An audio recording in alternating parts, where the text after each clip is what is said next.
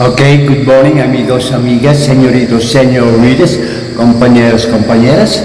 Hawak natin ngayon itong the Local Government Code of 1991, Republic Act number 7160. Yan po. At babasahin po natin yung gusto nating ipaliwanag sa ating mga kababayan for your information only so you may know. Okay ba? Okay? From your grapa, bilang isang paglilingkod bayan, gratis et amore. Okay. Tignan natin yung Article 10 of this Local Government Code. Article 10. And what is the Article 10? Ito, pakinggan. Article 10, the Administrator.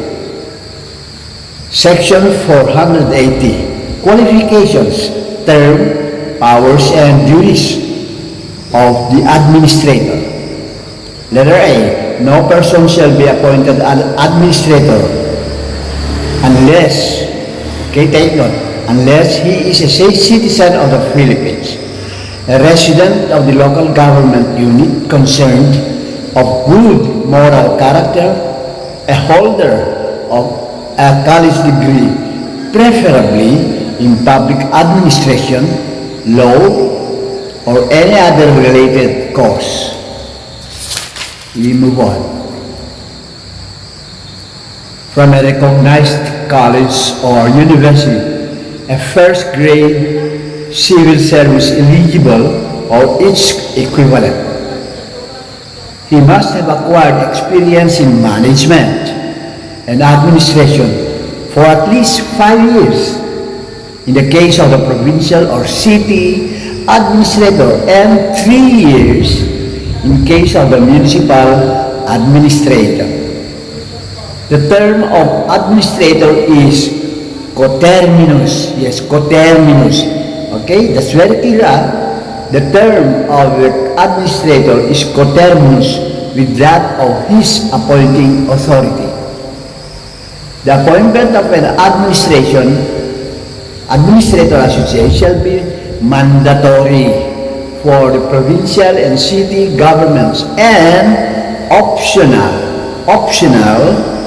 for the municipal government. The administrator shall take charge of the due office of the administrator and shall, number 1, develop plans and strategies, and upon approval thereof by the governor or mayor, as the case may be, implement the same, particularly those which have to do with the management and administration related programs and projects which the governor or mayor is empowered to implement and which the Sanggunian is empowered to provide for under this code. Number 2, in addition to the foregoing duties and functions, the administration shall assist in the coordination of the work of all the officials of the local government unit under the supervision, direction, and control of the governor or mayor, and for the purpose he may convene the chiefs of officers and other officials of the local government unit. Next, establish and maintain some personal program for the local government unit designed to promote career development and uphold the merit principle in the local government service. Next, conduct a continuing organizational development of the government unit with the end in view of instituting effective administrative reforms.